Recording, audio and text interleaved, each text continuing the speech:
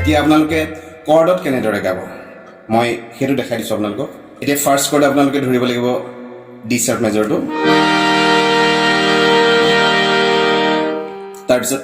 যি কেটা কৰ্ড আপোনালোকক দৰকাৰ হ'ব মই প্ৰথমতে দেখুৱাই লৈছো আপোনালোকক প্ৰথমতে ডি শাৰ্প মেজৰৰ দৰকাৰ হ'ব এই D sharp major D sharp G এ শাৰ্প আৰু এই কৰ্ডটো আপোনালোকে এনেদৰেও ধৰিব পাৰিব ডি শাৰ্প জি এ শাৰ্প এফালে ধৰিব পাৰিব এনেদৰে নতুবা জি এ শাৰ্প ডি শাৰ্প এনেদৰেও ধৰিব আপোনালোকে কৰ্ড বজাই গাবলৈ হলে এই কথাটো কিন্তু জানিব লাগিব তেতিয়াহে আপোনালোকৰ সুবিধা হ'ব নহলে আপোনালোকে ইটো কৰ্ডৰ পৰা হিটো কৰ্ডলৈ আপোনালোকে জাম্প কৰিব লাগিব এনেকৈ এনেদৰে এতিয়া ফাৰ্স্ট ডি শাৰ্প মেজৰ কৰ্ডটো দৰকাৰ হ'ব মই কেনেদৰে বজাম আপোনালোকক দেখাই দিছো এই ডি শাৰ্প মেজৰটো এনেকৈ আছে মই এই ডি শাৰ্প জি এ শাৰ্পটো এফালে ধৰিম এনেদৰে এতিয়া এ শাৰ্প মেজৰ দৰকাৰ হ'ব এ শাৰ্প মেজৰ মই এ শাৰ্প ডি এফ এই তিনটা নোট হলে এ শাৰ্প মেজৰ হয় মই এনেকৈ ধৰিম এতিয়া ডি শাৰ্প মেজৰ বজাই থাকোতে মই এ শাৰ্প ধৰিম কেনেদৰে চাব আপোনালোকে এই ডি শাৰ্প মই এনেদৰে ধৰিম শাৰদি ৰাণী নহলে মই কি কৰিব লাগিব এটো শাৰদি ৰাণী এনেকৈ জাম্প কৰিব লাগিব আপোনালোকে গতিকে এটা কৰ্ড আমি কি ভাগে ধৰিব পাৰি সেই বস্তুটো আপোনালোকে আগতীয়াকৈ জানি ল'ব লাগিব মোৰ ভিডিঅ'বিলাক চাব আপোনালোকে পাই যাব এটা ডি শাৰ্প মেজৰ কৰ্ডটো মই এনেদৰে ধৰিছো ধৰি পেলাই মই শাৰদি ৰাণী ৰাণীটোত এ শাৰ্প মেজৰ লাগিব কেনেদৰে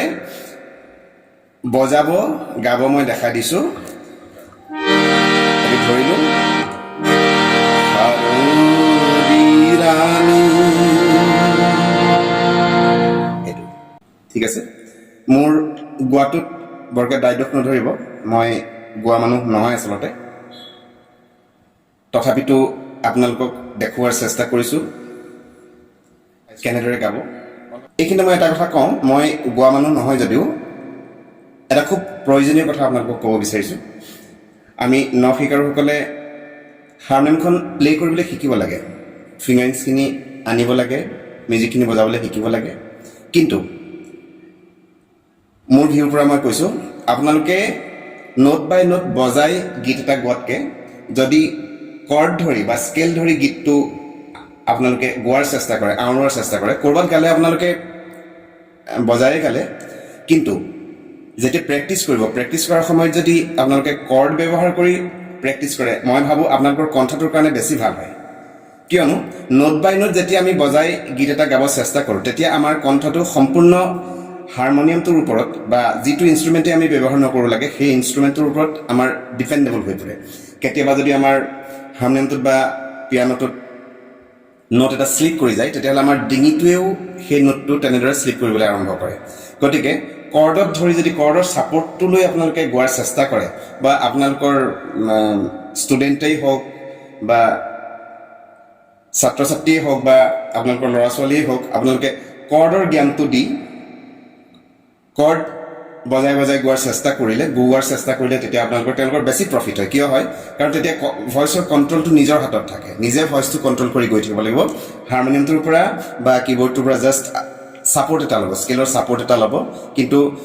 ইনষ্ট্ৰুমেণ্টৰ ওপৰত কমপ্লিটলি ডিপেণ্ডেবল নহয় গতিকে মোৰ ভিউৰ পৰা মই কৈছোঁ আপোনালোকে কৰ্ড ধৰি বজাই নিজে হ'লেও গালে বা আপোনালোকৰ ল'ৰা ছোৱালীয়ে গালেও কৰ্ড ধৰি গোৱাৰ ব্যৱস্থা কৰিলে বেছি ভাল হয় গতিকে তাৰ বাবে আপোনালোকৰ কৰ্ডৰ জ্ঞানটো দৰকাৰ হয় মই প্ৰত্যেকটো ভিডিঅ'তে যিটো কৰ্ডৰ ওপৰত গীতটো গোৱা হৈছে সেই কৰ্ডটোৰ মই সম্পূৰ্ণ চিনাকি এটা কৰাই দিব বিচাৰিছোঁ গতিকে আপোনালোকে ভিডিঅ'বিলাক চাব তাতো পাব আৰু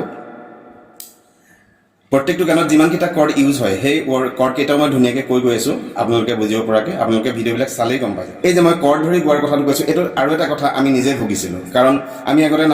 নাজানি কি কৰোঁ আমি শাৰদি ৰাণী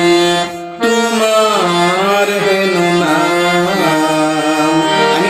এনেদৰে বজাই গাইছিলোঁ এনেদৰে বজাই গোৱাটোত আমাৰ ভুল আছিল কিয় ভুল আছিল তেতিয়া আমাৰ কণ্ঠটো কমপ্লিটলি হাৰমনিয়ামটোৰ ওপৰত ডিপেণ্ডেবল হৈ গৈছে মই যদি অকণমান বজাই থাকোঁতে মই স্লিপ কৰোঁ নহয় নোট এটা বেলেগ এটা লগাওঁ নহয় মোৰ ডিঙিটো সেইফালে গুচি যায় মোৰ কণ্ঠটো সেইফালে গুচি যায় গতিকে সেই ভুলটো আমি ভাবোঁ আমাৰ নিউ জেনেৰেশ্যনবিলাকক কৰিবলৈ দিব নালাগে সেইকাৰণে বহুতে গীটাৰৰ লগত গায় গীটাৰৰ লগত গালেও মানে কণ্ঠটো বহুত কণ্ট্ৰল হয় ভাল হয় আৰু হাৰমনিয়ামৰ লগত গাওঁতেও আপোনালোকে বা কিবৰ্ডৰ লগত গাওঁতেও আপোনালোকে নোট বাই নোট নবজায় গাওঁতে বিশেষকৈ গাওঁতে দেই বজাওঁতে নহয় গাওঁতে আপোনালোকে কৰ্ড ধৰিয়ে বজাই গোৱাৰ চেষ্টা কৰিব কিন্তু গীতটো বজাবলৈ শিকিব লাগিব আপোনালোকে কাৰণ গীতটোৰ ওপৰত অভাৰঅল নলেজটো থাকিব লাগিব কোনটো নোট আহিব কোনটো নোট বাজিব কোন এই নোটটো পাওঁতে আপুনি কোনটো কৰ্ড বজাব লাগিব সেই কথাখিনি জানিব লাগিব গতিকে প্ৰথমতে আপোনালোকে গীতটো বজাব শিকিব লাগিব কিন্তু গাওঁতে আপোনালোকে কৰ্ডটো ধৰি গালে বেছি সুবিধা হ'ব ঠিক আছে এতিয়া তোমাৰ হেনু নাম মই শাৰদী ৰাণীৰ পৰা গৈছোঁ শাৰদী ৰাণী এইখিনিত থাকোঁতেই মই এফ মেজৰ বজাব লাগিব তাৰপিছত জি শাৰ্প মেজৰ বজাব লাগিব তাৰপিছত আকৌ ডি শাৰ্প মেজৰ বজাব লাগিব মই কেনেদৰে গৈছোঁ আপোনালোকে চাব শাৰদী ৰাণী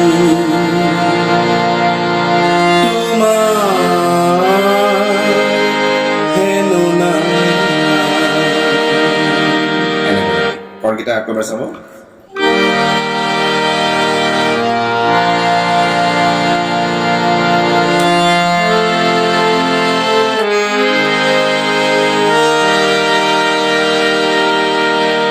ঠিক আছে তাৰপিছত তুমি মোৰ নিচেই আপোন তুমি মোৰ নিচেই আপোন এইটো জি শাৰ্প মেজৰ ধৰিছোঁ মই এইটো ডি শাৰ্প মেজৰ পৰা মই জি শাৰ্প মেজৰলৈ গৈছোঁ যাওঁতে G sharp major G sharp C D sharp এটা জি শাৰ্প চি ধৰিছোঁ মই এইফালে ডি শাৰ্প মই এইফালে ধৰিছোঁ কাৰণ এইফালে ডি শাৰ্প মেজৰ ধৰি আছোঁ মই ইয়াৰ পৰা মই ইয়ালৈ চেঞ্জ কৰি দিছোঁ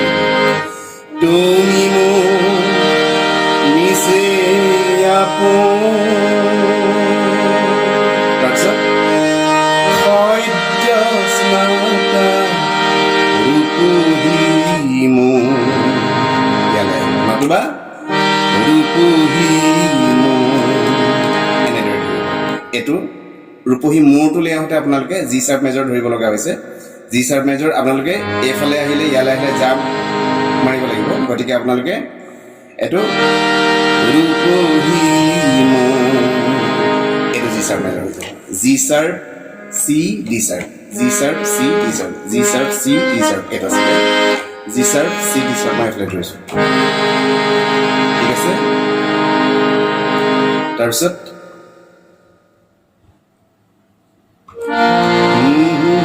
পুৱতি নিশাৰ সপোন পুৱতিটো এইখিনিত আহিব পুৱতি নিশাৰ সপোন পুৱতি নিশাৰ সপোন সদ্য স্নাতাৰ পৰা আকৌ চাব সদ্য স্নাতা ৰূপহী আচ্ছা পুৱতি আপোনালোকে এনেকৈ ধৰিব পুৱতি এইটো এ শাৰ্প হ'ব এ শাৰ্প ডি এফ শাৰ্প এই নোটকেইটা এ শাৰ্প মেজৰ হয় এ শাৰ্প ডি এফ শাৰ্প এনেকৈ পুৱতি নিশাৰ সপোন আহি গ'ল তাৰপিছত আকৌ শাৰদী ৰাণী তোমাৰ হেনো নাম ঠিক আছে মোৰ গোৱাটো একেবাৰে বেয়া হৈছে গতিকে আপোনালোকে মোৰ গোৱাটোত নাচাব আৰু কেনেদৰে বজাব কেনেদৰে গাব সেইটো চালে এতিয়া আপোনালোকে ফাৰ্ষ্ট ইণ্টাৰমিডিয়েটটো চাওক এইটো ডি শাৰ্প মেজৰত নহয় এতিয়া ওপৰৰ ডি শাৰ্প মেজৰটোত বাজিব মই দেখাই দিছোঁ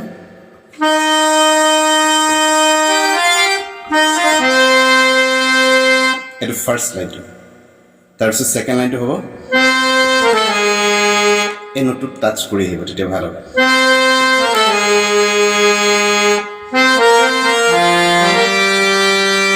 আকৌ চাব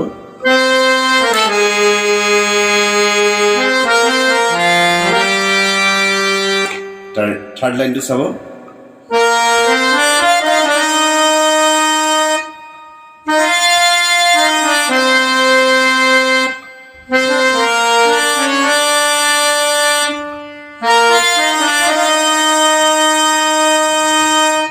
আকৌ থাৰ্ড লাইনটো চাব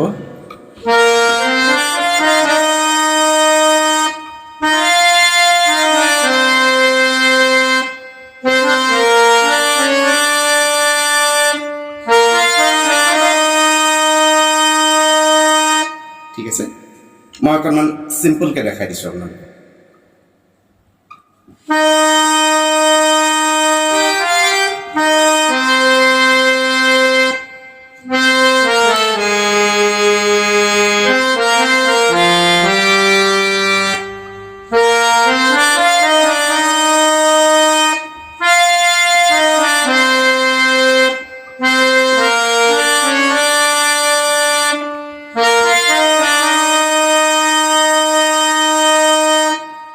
অকণমান শ্লোকে দেখাই দিছোঁ